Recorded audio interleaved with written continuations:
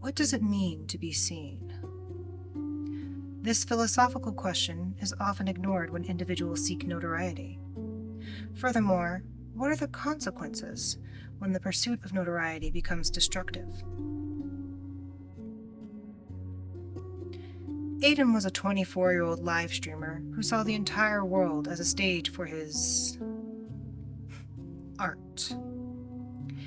However, his approach was more obnoxious than creative, more blunt than nuanced, more court gesture than Shakespearean. Our story picks up with Aiden in the middle of a night of chicanery. He wasn't any ordinary streamer. He was one of the most infamous streamers on a very popular content creation platform. To achieve his level of infamy, Aiden regularly engaged in increasingly controversial antics, cheered on by his rabid viewers who wanted to see him execute socially taboo behavior that they would never dare do themselves. On this night, Aiden walked down the main street of a bustling city that he lived in. He'd already performed a viral dance in a busy intersection, catcalled a meter maid, and kicked over the collection bucket of a struggling street performer. This last antic was noticed by the security guard for the establishment that allowed the street performer to panhandle. As the security guard moved toward him, Aiden taunted the man with profanities and then proceeded to run between the buildings in hopes that the dark alleyways would allow him to get a clean getaway. Aiden made a few sharp turns down the alleys while laughing and holding his cell phone out in front of him so his viewers could see the action. His face bounced around in the frame jovially, while his followers cheered the mayhem on in the live chat.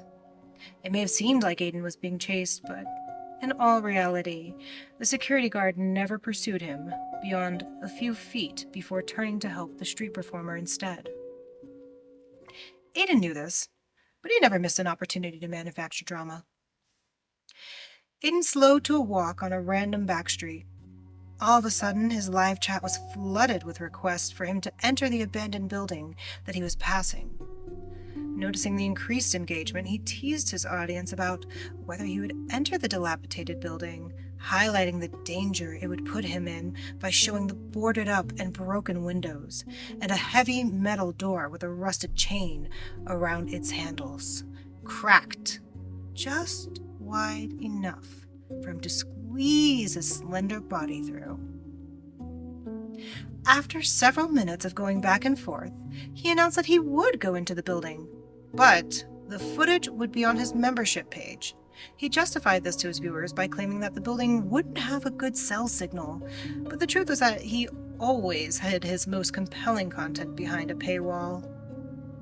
To the dismay of his live viewers, Aiden ended his live stream, put up his cell phone, and set up his DSLR camera to record his exploration. He maneuvered through the door and then moved deeper and deeper into the dark, dingy building, whispering to himself in a shaky voice to build suspense. As far as he could see, the building was no different than any other abandoned buildings he'd entered before. Litter, broken glass, and needles were strewn about the furniture and detritus left by the previous tenants. When he reached the third floor, he noticed an old man sitting on the ground in the far corner. The old man looked frail and unkempt. In his predictable fashion, Aiden started harassing the old man, first by beaming a flashlight at him, noting the old man's tattered clothes, and then, when that didn't elicit a response, by verbally attacking him, all the while moving closer and closer to the old man, with the camera faithfully recording the insidious denigration. Frustrated that he wasn't getting the reaction he wanted, and thus the content he wanted, Aiden decided to throw a piece of trash in the old man's direction. At that point, the man stood up, and Aiden's vision suddenly went black.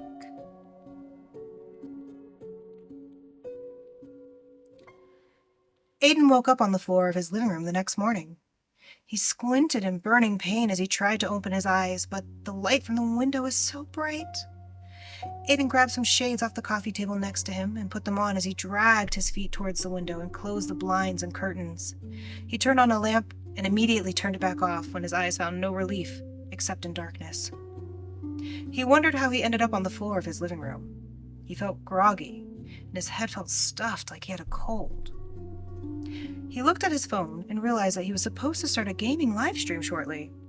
After gathering himself, he set up his streaming equipment to run his pre-stream camera and audio checks. Aiden pressed record to capture a sample video to check the lighting, as it was lower than he usually had it, and was shocked to find that his setup was not capturing him on video or audio.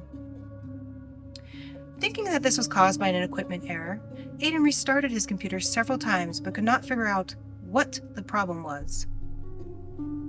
He desperately switched microphones and cameras, unable to find a combination that worked correctly.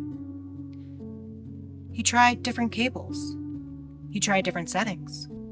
Resigning to the idea that the computer itself must be the problem, he reluctantly canceled his live stream. Frustrated about how his morning had started, Aiden pulled out his cell phone to check the analytics for his social media platforms.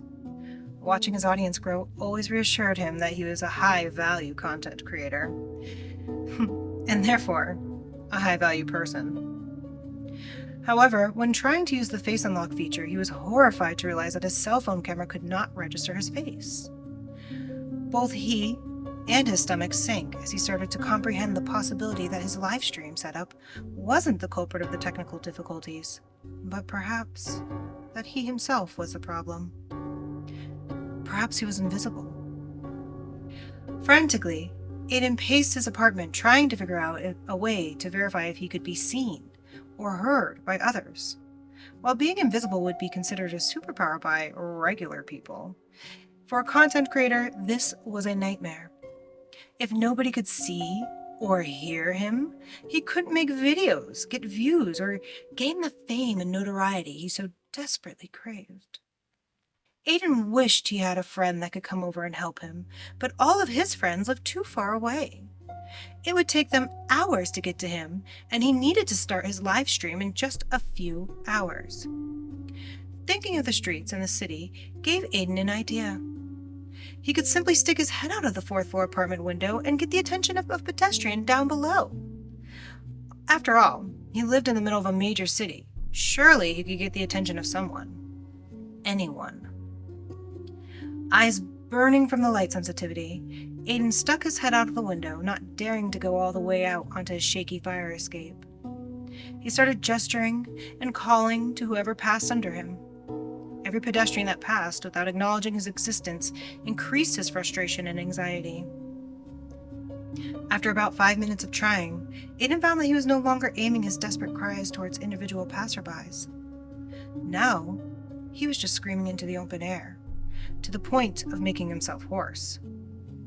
Unsuccessful, he fell back through his apartment window and sank to the floor below.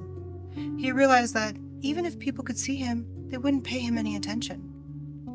Not because people don't care, but because that was just life in the big city. People were either hyper-focused on what they were doing, or they figured someone else would help the lunatic screaming from his apartment window. Aiden almost gagged when thinking about how bittersweet the concept was. The very concept that allowed him to get away with his nightly livestream antics now contributed to him doubting his own experience. Aiden thought about going outside, but his head was pounding and his eyes were on fire from the discomfort of having his head out of the window. Running out of ideas, he decided to make some food, thinking that eating could help him clear his mind. While standing at the refrigerator, he saw a dated food delivery brochure and had another idea. If he ordered food to be delivered, the delivery person would be forced to interact with him. Aiden quickly entered the manual password into his cell phone and opened a delivery app. He didn't care what he ordered. He only cared about making sure that he checked "Hand order to customer" when he got to the checkout screen. About 15 minutes later, Aiden heard a knock at his door as the delivery man had arrived. Without checking the peephole, and with no regard to the fact that the light would hurt his eyes, Aiden swung open the front door and stared at the middle-aged delivery man, who had a singular coffee in one hand and a cell phone in the other. Aiden tried to bring himself to say something, but he was silenced by the fear of confirming that he didn't exist. Looking up from his phone, the delivery man stared at Aiden in confusion. Aiden was staring back at him with a gloomy expression on his face, wearing a sweat-stained t-shirt, gym shorts, and dark, tinted shades while standing in the doorway of a pitch-black apartment. The delivery man was bewildered, but learned long ago not to ask customers any questions. Without saying a word, he extended the coffee out to the customer standing in the doorway and watched as Aiden accepted the coffee. A tear emerged from under the dark sunglasses and rolled down his cheek, only having its path altered by a slight smile that broke Aiden's despondent face. The apartment door then closed and the delivery man went back to looking at his phone as he walked away. After closing the door, Aiden allowed himself to shed a few tears out of relief.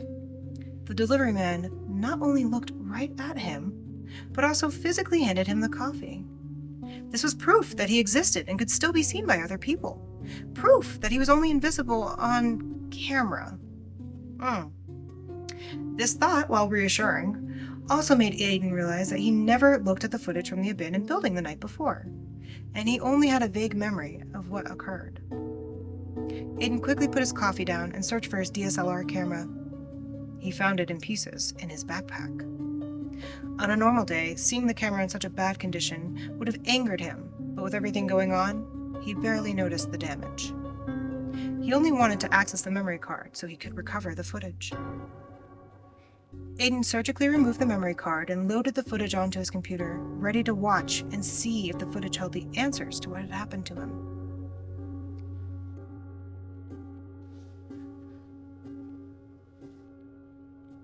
The recording showed Aiden as he crept through the abandoned building until he reached the 3rd floor. He stopped at a large room where he just stood inside the doorway, pointing his camera at a dark corner. A bright beam of light coming from Aiden's other hand, his voice antagonizing the shadows. After a few moments, Aiden started to throw pieces of trash into the dark corner. Suddenly, the camera flew out of his hand and slid to a stop several feet away as he fell to the dusty floor, writhing in pain.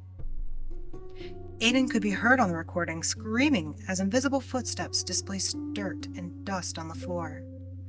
A trail slowly emerged from the shadows in the corner of the room toward him, little clouds of dirt displaying each step. The footsteps stopped right next to him, as if there were someone standing over him in the glittering cloud of kicked-up dirt and dust that hovered over Aiden. A stern and clear voice addressed Aiden as he continued to scream and roll around in pain on the floor. "Do you have no shame? Is there no end to your depravity? I used to fantasize about a world where humanity is based on mutual respect for each other.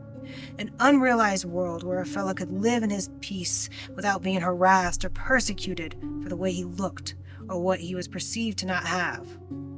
I have been around for a mighty long time, and I've witnessed many different stages of humanity and concluded that my days of projecting that fantasy are behind me. I've resigned to see the image that society has always painted, a society that chooses to think only about their own self-satisfaction, even when it comes at the expense of others. Obnoxiously individual mindsets that only gather in tragedy or to ostracize common targets of your ire. And your kind has proved to be the worst, the kind that mocks the pain of others for money and attention. By the way your recording device is set up, I can tell that you care more about the latter. If I were a betting man, I would bet the house that you yammer to your cameras multiple times a day in order to feed your delusional thoughts of grandeur. While the premise of your goals may be innocent enough, it is your methods that sour your endeavors. So rejoice. For today is when you face your judgment. Since you enjoy harassing those of us who are unseen and voiceless in society, I will share our reality with you, not to cure your heart, but to punish you for it." The mysterious voice could be heard whispering as Aiden's body contorted and arched into a stiff reverse plank position, and his screams intensified. Aiden's image on the recording started to fade into the dust and dirt around him. The gradual disappearance of his body started at his feet, quickly working up towards his legs, hips, midsection, chest, and neck, concluding after his head had faded from view, leaving only an empty floor, ending Aiden screaming. The camera was then lifted into the air and crashed to the floor, ending the recording.